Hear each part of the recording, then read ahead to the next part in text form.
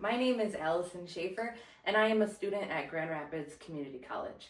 And for one of my classes, I was tasked with doing a research paper and a research presentation on a subject that was important to me. And I chose to do forever chemicals, or PFAS, and the effects they have on our environment and mainly on our health. So that's what we're going to talk about today. I'm really excited to kind of share what I learned with you. The agenda is kind of, we're going to talk about what are PFAS, how are we exposed to PFAS, some health concerns that they might be linked to, how can we avoid further exposure, and kind of some broader, more regulatory recommendations that I have. So that's kind of what we're going to go over today. But first, I kind of want to talk about why I chose this as my project. I currently live in a high PFAS area. There's over 2,300 documented contamination sites in the US as of last year. 34 of them are in Michigan, and I live next to 2. So that is a concern for me as someone who likes to drink water and eat fresh food around me. But also, more importantly, I currently work for a well drilling company right now, and one of my jobs is to help people get new or replacement wells.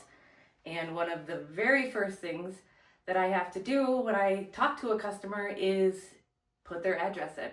And as soon as I see that they might live in a high PFAS area, your heart kind of sinks, because you know a simple well just got way more complicated.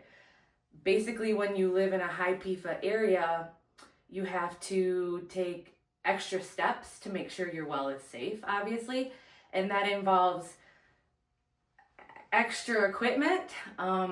Your well tends to be a lot deeper than it would be normally, and you're talking a difference in price between, like, say 8 to 10 grand for a new well to 35 to 45 grand for a PFAS well. And that's a really hard decision to make, and it's really hard for me to talk to these customers and watch them try to make the choice of either not having a well at all, or staying with their contaminated well, or going into a lot of debt to have safe drinking water. And this is no fault of their own.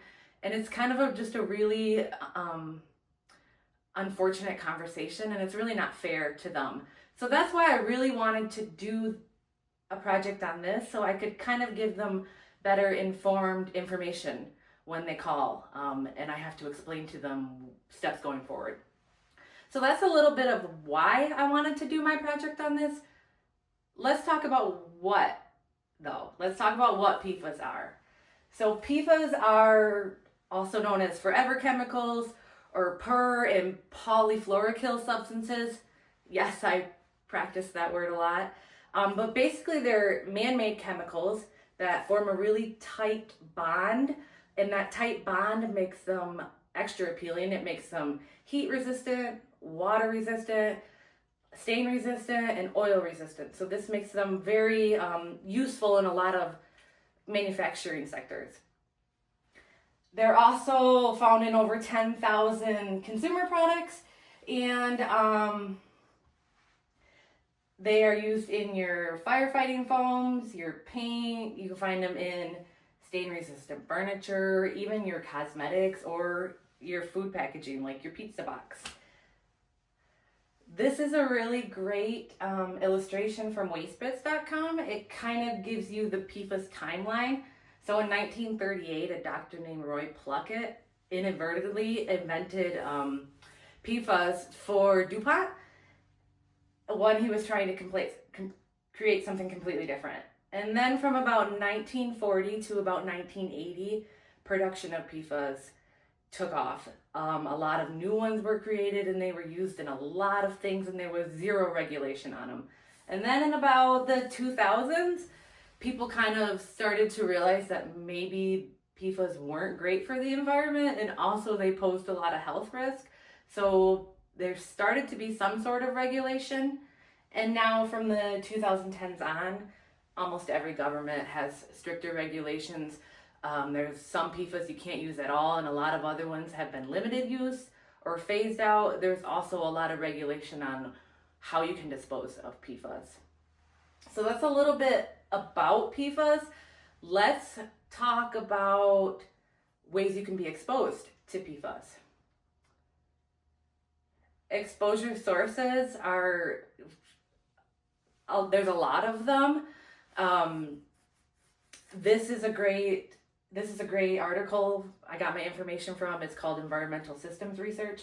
It basically says 40% of your contamination is going to come from food, around 30% is going to come from water, 7% is going to come from air, 4% is going to come from dust, about 9% of your contamination is going to come from the soil, and about 8% is going to come from watershed or wastewater.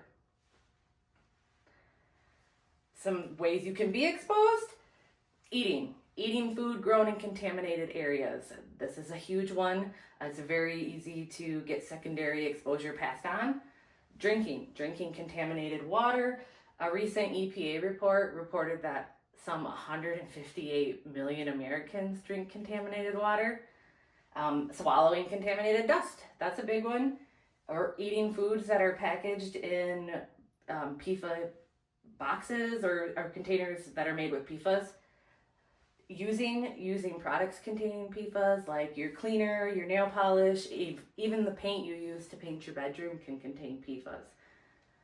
Living near a contaminated area that involves water contamination, soil contamination, and air exposure. And drinking. Also, studies have been linked that you can get exposure to drinking contaminated breast milk. So these are a little bit of the ways you can be exposed to PFAS, but what kind of health risk does this exposure cause? So let's talk a little bit about that. Excuse me. PFAS have been linked to a lot of alarming health issues. There's studies done all the time, and even more research is coming out every day. PFAS have been linked to different types of cancer: kidney cancer, testicular cancer, breast cancer, prostate cancer. It's also been linked to metabolic and organ effects, obesity, type 2 diabetes, fatty liver disease, or disruption of the endocrine system, which is basically like thyroid disruption. It's also been linked to a lot of developmental delays, cognitive and motor skills. There's something called neurodevelopment toxicity, which can happen anywhere between gestation to adolescence, and that can lead to lower IQ and memory issues, behavioral issues. PFAS have been linked to ASD, ADHD, and things like that. It's also been suggested that it can have effects on puberty. It can contribute to delayed puberty in girls, and things like low birth weight. Exposure in gestation can have lower birth weight. So there's a lot of scary health effects that come from exposure. Let's talk about ways you can reduce the risk that you have. Ways to reduce exposure. Have your water tested. This is a really simple one. A lot of local governments do it for free. Have your water tested and follow the steps that they recommend after the results come back. Also, another way is to filter your drinking water. You can get a whole house filtration system, or you can buy a Brita pitcher and keep it in your fridge. Those are great ways. Also, to reduce the products containing PFAS. I know it's overwhelming because there is so many products that contain PFAS, but you can search the Consumers Product Safety Commission website, the cpsc.gov, and you can literally search any product there and they can tell you if it contains PFAS. Also, eating contaminated food is a big source of exposure. Your soil in your farm is contaminated. It grows with corn. You get the corn on your table and you eat that. That's another way you can be exposed. It's very hard to kind of monitor that and control that, but you can be aware of foods that tend to have more exposure. like fish. Fish is a huge source of contamination because their watershed, their waterways are contaminated. Also, this one sucks, but clean your home regularly. Dust is a huge contribution to exposure, so you should be dusting your house regularly, vacuuming your house regularly. That's a great way to reduce your risk. And also use an air filtration system. You can buy whole house ones, or you can buy a simple air purifier. Those are relatively affordable ways to reduce your exposure. Now I know there's like simple things that you as yourself and a person can do. There's also more broader ways that we can help prevent the exposure and contamination and spread of PFAS. Next steps could be advocate for stricter regulations on PFAS production and use. We've come a long way. There are great steps in place now, but there could be more, and we definitely should be advocating for that. Also, we need to invest and conduct more research into effective mediation technologies. How do we get rid of PFAS? PFAS are known for their bioaccumulation, which means their buildup, and they also have a very long half-life, so they're very hard to get rid of.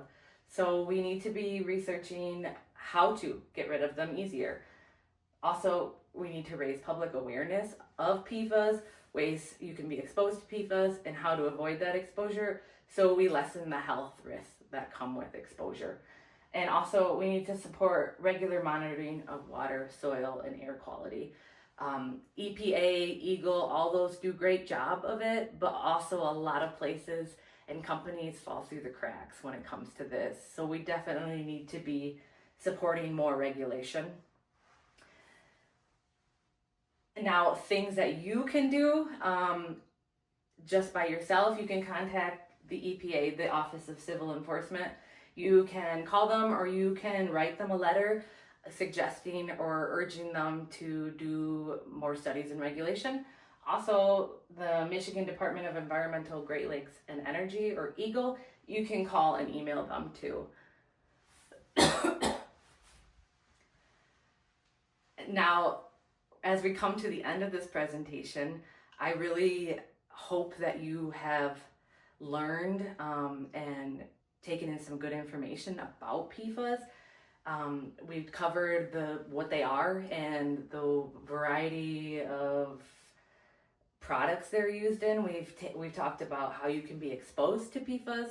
We've kind of covered the health risk, and we've also talked about things that you can do to prevent your exposure, and broader, more recommendations that we can do as a whole to help mitigate the issues of PFAS exposure. So I really hope this is just a list of references of information I have used. Today it was gathered from peer-reviewed sources, newspaper articles, government websites, that sort of thing. I really just want to thank you for your time and listening to this today. I really hope that you can take the information you've learned and go forward and be more conscious and safe when it comes to PFAS. And I just want to thank you for joining me today. I would absolutely love to have you reach out and answer any more questions you have. My email is available right here. And yeah, I just thank you for the time. I hope you have a good day.